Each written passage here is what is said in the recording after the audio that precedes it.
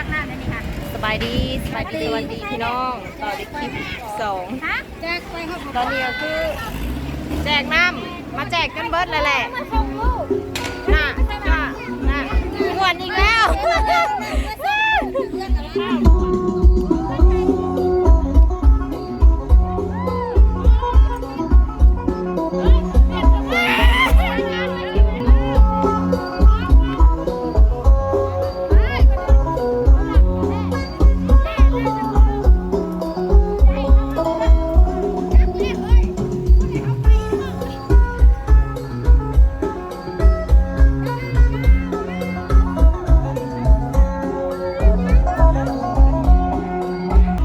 ตอนนี้แจกน้ำแล้วเรียบร้อยแล้วพี่น้องไปต่อตอนแจกไม่ได้ถ่ายคลิปเนาะไปต่อตอนแห่เลยเพิ่นสิแห่อ้อมวัดเนาะพี่น้องแห่บวชอีหยังนี่แหละสักอย่าง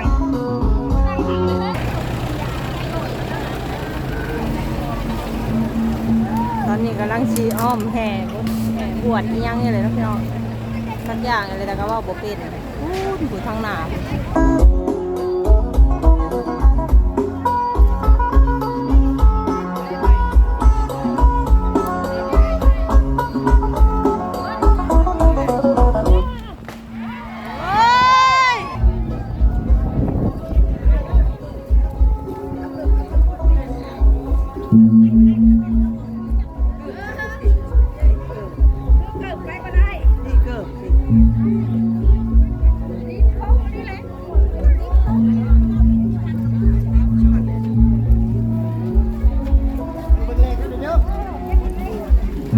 แห่หุ่นแห่บวชเนาะพี่น้อง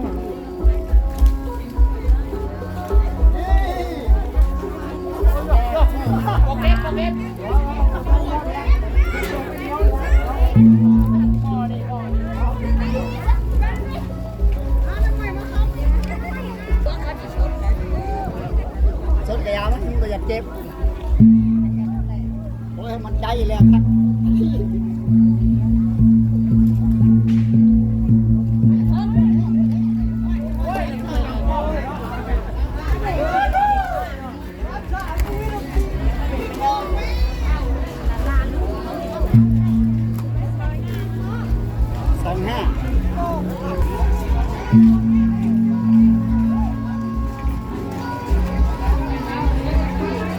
คนหลายค่ะ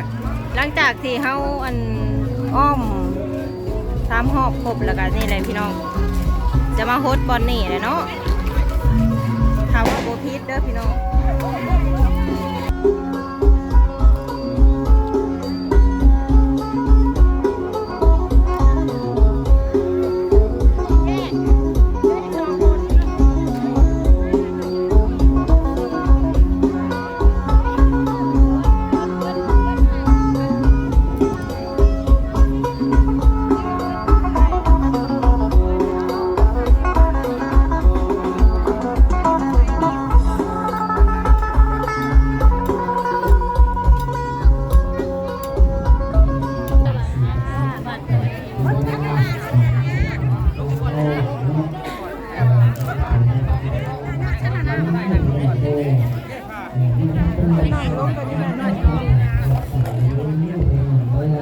ตอนนี้ก็คือแห่ครบ3 หอบเลยพี่น้องกาซีเตรียมโฮสต์น้ำขี้เมนเนาะแต่แมงกอก็บ่เคยถ่ายคลิปแบบนี้จักเถื่อนะพี่น้องอาจสิเว้าบ่ฮู้อีหยังก็ขอโทษขออภัยนำลายเด้ออันนี้คือพี่น้องว่าแห่บดแห่บวชนี่แหละบอกแห่โฮสต์แห่บวชเนาะพี่น้อง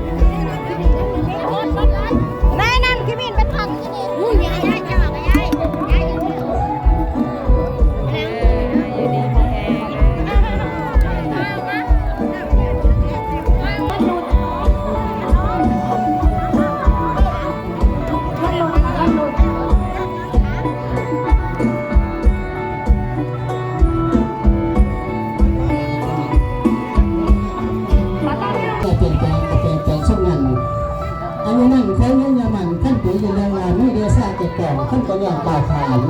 นี่จะเรียนอย่างไรเรื่องเราเป็นไปซึ่งเป็นเรื่องเพิ่มตัวเขาจังหายซึ่งเป็นเรื่องง่ายเรื่องเพิ่มตัวเขาไม่ได้ของเรื่องการที่เขาทำได้แต่ว่าใจจะเป็นอย่างไร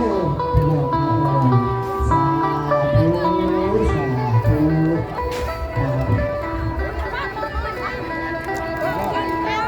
แล้วเราก็ต้องง่ายเข้ามาซื้อคนติด